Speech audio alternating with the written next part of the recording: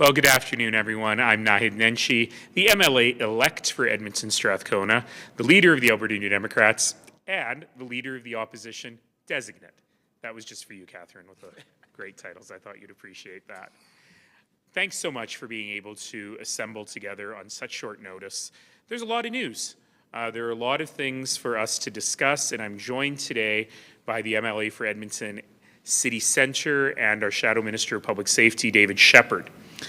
So we've had a lot go on in the last few days since we've had a chance to talk.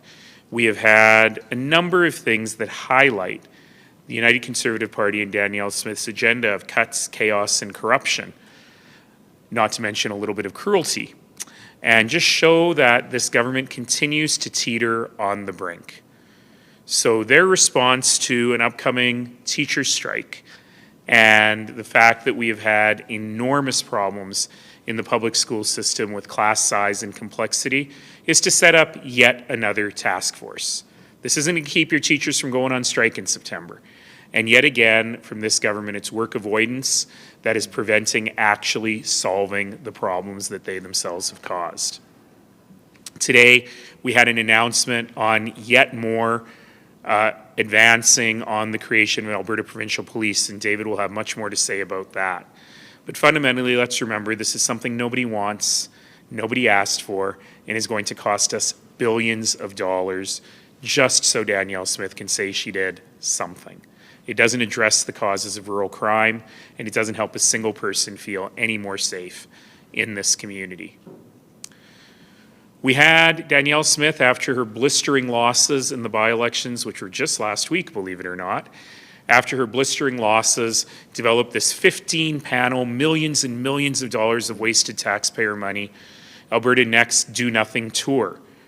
She actually took the mandate for that tour, half from the last Do Nothing panel and half from her Chief of Staff's ramblings about free Alberta and Alberta separation.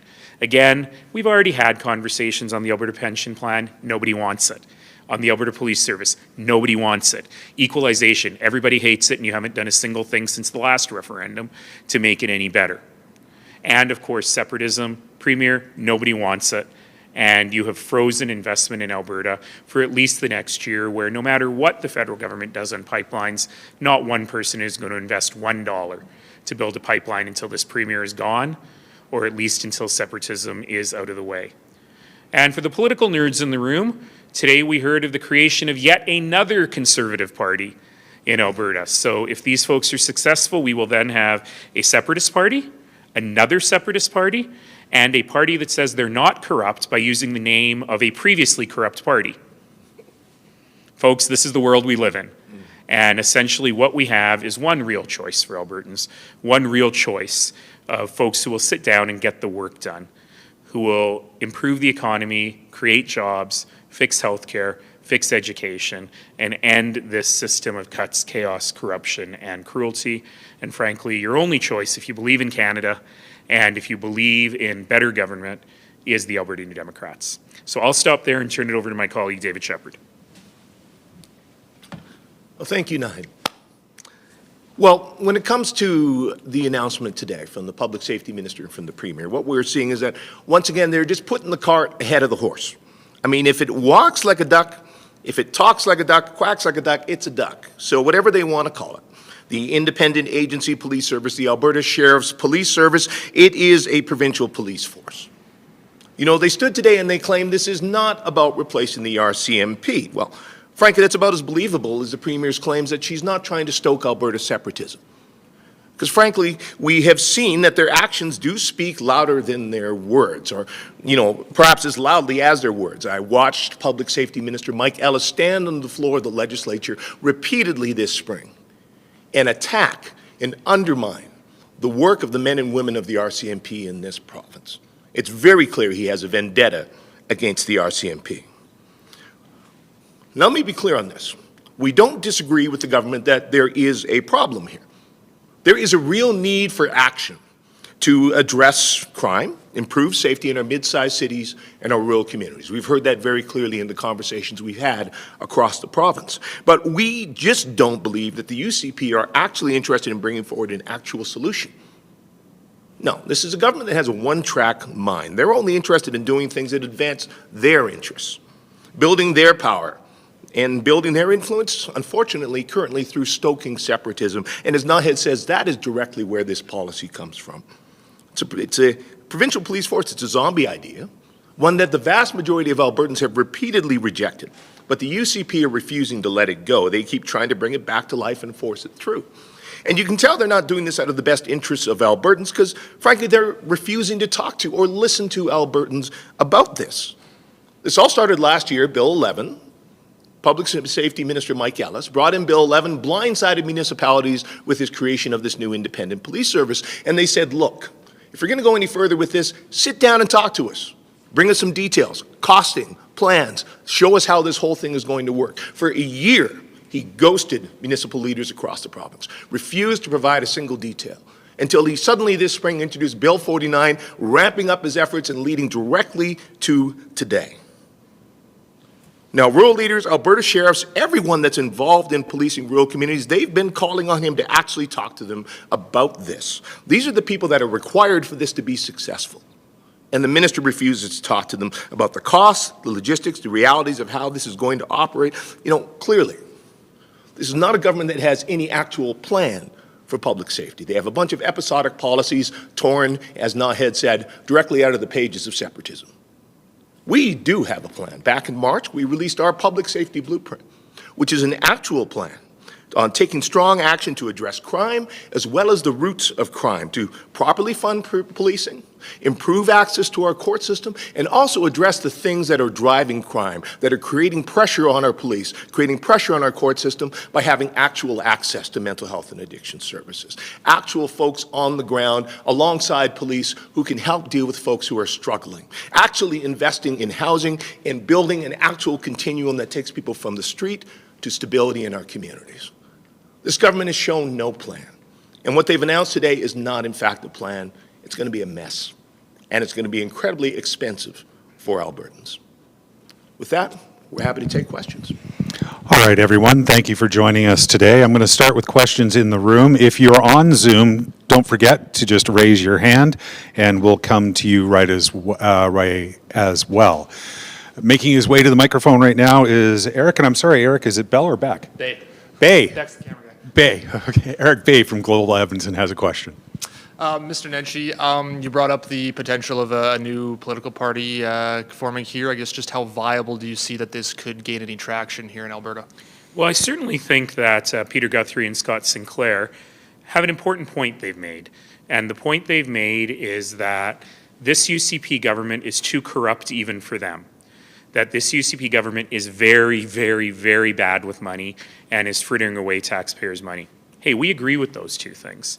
The point that we would make is that you already have a great option, and that option is the Alberta New Democrats. So certainly we wish Mr. Sinclair and Mr. Guthrie well. We would point out to their former colleagues across the aisle that if one more of them crosses the aisle, then Mr. Guthrie and Sinclair don't need those signatures anymore. If two more of them cross the aisle, then they become a registered political party in the legislature. I think the most important thing to remember here is, if my math is right, the Premier is down to a majority of 4. If 2 more leave, then it's 2 including the Speaker. So this is the smallest government majority Alberta has ever had. The UCP is already teetering. It is far from united. The Premier has no control over her own caucus. And as much fun as this is to watch as the opposition, it means that she's doing an even worse job of focusing on the things that Albertans really need, because she's only focused on saving her own political skin. And it's going to be harder and harder to save. Follow up, Eric? Thanks, no. Catherine Gurkowski, Alberta Today. So initially, the government said that they would not move ahead with a provincial police until there was a referendum, but it seems like they're moving ahead, but they are also putting it on to a question through the Alberta Next panel. If you said that they're not listening, what more type of consultation would you like other than the Alberta Next? Well, they're making it up as they go along. So they're pretending to consult while they're moving forward with their plan. The Premier says she's not replacing the RCMP, and her minister standing right behind her a minute later says, oh, this is all about replacing the RCMP. So this just shows you can't trust what Danielle Smith says. You got to look at what she does, and it's helpful to look at the people behind her to see what's really going on. But here's the thing. On the one hand, they're saying we're moving forward with this. On the other hand, they're pretending to consult with people. On the one hand, they're saying we'll have a referendum. On the other hand, they're pretending to consult. They're moving forward and not doing any consultation. It was Canada Day yesterday. And one of the great things for me traveling all around central and northern Alberta was I got to speak with lots of RCMP members. Real hot day, and they were standing in their red serge posting for pictures with tourists. But I had the opportunity to ask them what they thought about this. And they said what we already know. Municipalities don't want it. People across the province have clearly said they want to keep the RCMP. And the Premier is using separatism as a guise to push forward what she and her Chief of Staff have always wanted to do. And fundamentally, it's not fair, it's not democratic, and it's not right. This is the same Premier who ran an election in 2023 saying nobody is going to touch your pension. And she's now spent tens of millions of dollars on taxpayer money trying to convince us to leave the CPP, and nobody wants to leave the CPP, so she's doing it back to her panel again. Ultimately, it's time for Albertans to say to this Premier, we've had enough. Stop messing around, do your job, or get out of the way and let somebody else who knows how to do it do your job. And it was pointed out on a podcast that Peter Guthrie and Scott Sinclair were on this morning that, well, last time there was a progressive Conservative Party and another Conservative Party, the NDP formed government. What do you think about this possibility of, well, I guess three, the Separatist Party, PC Party? How does that fare for your electoral chances? It's funny that it's called the United Conservative Party when it is anything but united. Look, we're going to win that election anyway. God willing, Albertans are really responding to what we're saying. But if I'm the Premier and I dropped 15 points in the by-election in the Conservative heartland of Olds, Didsbury, Three Hills, then I know that a 15-point drop anywhere else means she's decimated in the election. And our job now is to turn to Albertans and say you have a much better alternative. You don't have to pick a side in the decaying Conservative movement. You don't have to pick between the Trumpists and the Separatists, or the Separatists and the other Separatists. You actually can pick a better alternative, a true Albertan alternative, the Alberta New Democrats, and we're just going to continue to make that case. Okay, we're going to go to Zoom now, and first up is Sean Amato from City News. Sean, go ahead. Win. Wanted to ask you, any idea what all of these policing moves are going to cost Albertans? I've asked the Premier's office today for a figure. I'm hoping to get one by the end of the day. But what do you think? I mean, it must cost more to have a bunch of different chiefs and a bunch of different agencies than it would maybe to have one umbrella agency. Yeah. Like with healthcare, the government makes it up as they go along, and they don't care anything about the cost. I remember this is a government that went from a $6 billion deficit to a $6 billion surplus to a $5.5 billion deficit in 1 year, and then said, oops, it wasn't a deficit, it was an $8.7 billion surplus. In the private sector, any CFO who got their forecast wrong by $8 billion would not be in their job. But we know that this government's own figures from 2021 suggest that the creation of an Alberta Provincial Police would cost at least $1.4 billion, and that was before the inflation that we've seen. So I think it's fair to say that this misadventure, if fully implemented, will cost Albertans more than $2 billion. Follow-up, Sean? Yes, please. Today, the Premier posted a video about immigration. She wants to talk about immigration, and one of the things the video suggested was that newcomers to Alberta who were not approved by the province would not have access to provincial services. What is your response to that? You know, this Premier, whenever she's in trouble, looks for somebody to blame. She looks for vulnerable organizations to punch down on. Could be vulnerable kids, could be people on AISH, could be people with disabilities. Now she's chosen immigrants. You know, after her crushing defeat in Edmonton-Ellerslie, you think she'd know better than that. But she has chosen immigrants. She's just punching down. She's using incredibly inflammatory language like the right kind of people, people I approve of. Well, forget about the fact that everything she's saying is blatantly unconstitutional. Guess what? The dog whistle is audible to everybody, Premier. We all know exactly what you're doing. You're punching down on racist, angry tropes to hide the very real concerns people have about population growth. And I'll remind folks, why is Alberta growing so much? Not because the federal government is bringing in too many immigrants, it's because the provincial government, the UCP government, ran a program called Alberta is Calling, said everybody come here, and then didn't build any schools, or hire any doctors, or build any transit, or do anything to build affordable housing. So again, they've created a problem, and they're trying to solve it by dog whistling and making people angry, and Albertans deserve so much better than that. Sean, did you have another question? You're giving him 3, Kirk, you're so nice. I appreciate it, but I'm good. Thanks, guys. Okay, just looking at who's on Zoom and everything, does anybody else have a question that they would like to ask before we call a wrap on this?